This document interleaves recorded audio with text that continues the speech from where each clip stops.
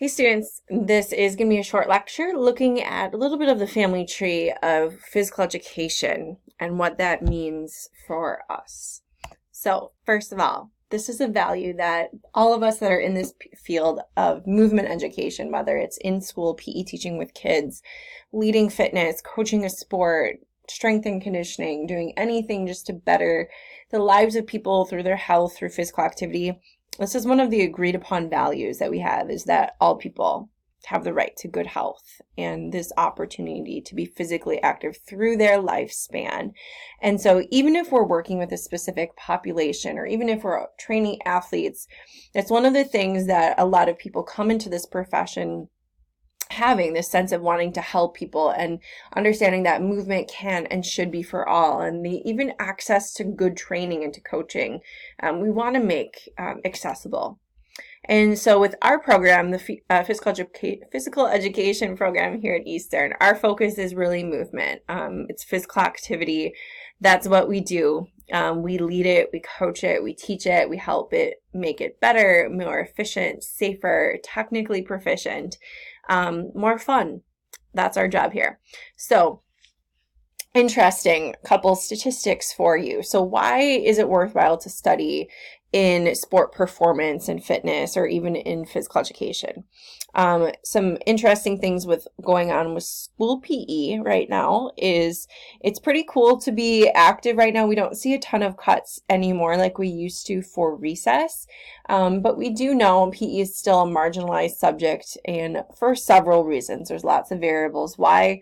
But one of the big things is that in Michigan, for example, we still have physical education in just about all of our elementary schools. It's definitely not daily. A lot of schools have a rotation, but it is a very accessible place where kids are going to be taught how to move, and we can really reach a lot of kids through that. There is no PE requirement for middle school, but we still see it offered in most of our schools, most of our school districts. And then at the high school level, there's one credit that is required for PE/health ed. And so most schools and districts split that up as a course in physical education and a course in health ed, school health ed. They do split up the content because there are quite a bit of differences between the two. So the big thing with PE is that it's just there's access. And with education right now, we know across the board in general, there already is a huge teacher shortage, and that's going to continue on. We also see on the home side, the fitness side, is that there are so many people who are just buying home fitness equipment, lots of growth in that space, and not just equipment itself, like treadmills, like hardware, those types of items, but also in things like subscription services. So people are buying equipment, buying online programming, buying virtual subscriptions, and that they're training at home, in addition to what we now see, the next bump down, 30 million more health club members. So huge jumps up in the last couple decades of people who are joining gyms that are even available, growth in gyms, huge increase in aging population. This is a big one. If you're like, oh, I'm just going to coach elite athletes, not a ton of money always in that profession. You know, where there is access and there is a lot of people who need training is in our older population. Our baby boomers are older. They sometimes may have some disposable, or a lot of times will have disposable income that they can spend. And so this is a situation where we have a lot of need, and there's a lot of untapped potential in this space. We also see corporate health and wellness. And so as companies are exploring different options with their own healthcare offerings, what they're able to provide to their employees as benefits and as healthcare makes some shifts, we're starting to see more companies hire on staff or contract out staff to run programming for them, health and wellness programming. Same thing with hospitals. We see all high time participation rates in community sport and NCAA sport, professional sport, youth sport, rec sport. A lot of these are for-profit industries too. That's also why we're seeing some big participation, because there's some money to be made in these fields as well. And then we see pretty much the standard is at universities, even here at Eastern with our big reno coming up, colleges have rec centers, they have recreation clubs, they have intramural programs, and club teams. So there's a lot of spaces out there essentially to do work in physical activity right out of the undergraduate world. But here's the flip side. So we also know a lot of these stats, 40% of adults are not doing anything physically active. No leisure time, physical activity, no exercise. It's a big chunk of our population. We know that youth physical activity decreases with age. So the older you get, especially in that teen up to adolescent age, we see some decreases.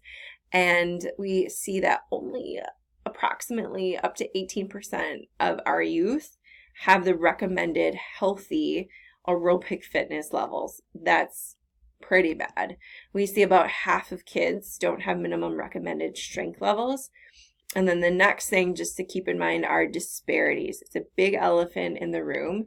And so we see amongst here's just a few of the groups that I've listed or that are listed, but major health and physical activity disparities in aging populations, minorities, women, anyone economically disadvantaged, and that's a whole nother conversation about access, educationally disadvantaged, and individuals with disabilities. And so one of our missions is making sure that we are committed to providing movement for all. And even if you're in a for-profit business and obviously you want to make money, you want to be successful, you want to make money so that you can help more people, making sure that we still have this altruistic value here in place, and that yes, while we may be in a position to make money by training people, keeping in mind that we want to make sure access to quality training, to trainers that are educated, to strength coaches, if it's in a sport-based setting, that it's for all, not just for kids at a higher socioeconomic status or in their particular school. And so always keeping in mind, even if you're not going to specifically serve any of these populations, that you create some structures within your business or pathways within your career plan where you can help make sure that quality movement training can reach to other populations.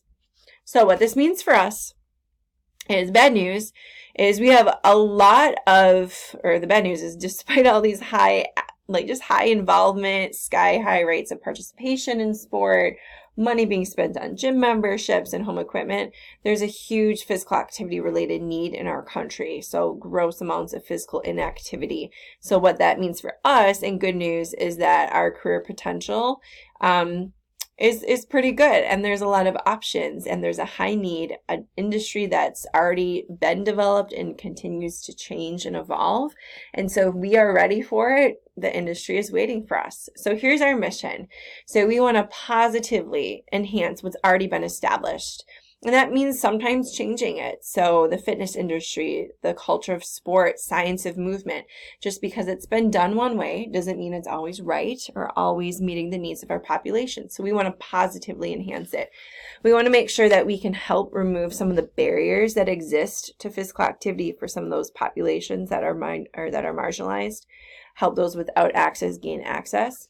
We want to also realize that there are limits to certain types of businesses and certain types of training, and use what resources that we have to go beyond some of those limits. So that could be in reach, that could be in scope of practice, that could be in what a business offers traditionally, and see what else we can do. And then the big final thing, this is here at the bottom, most of us are going to end up training a deconditioned population. I'm going to say it again.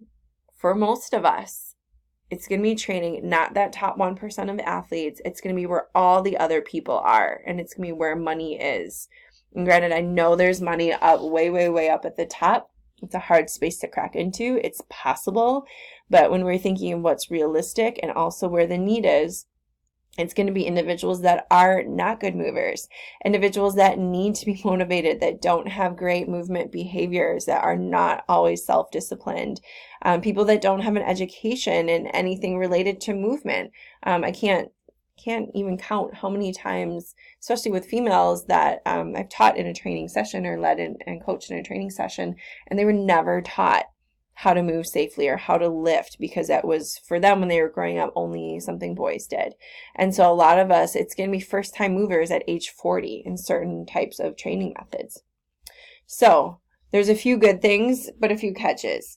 So while the market is pretty ripe for us, there's a lot of opportunity, a lot of people with need, there are some stereotypes we have to work with.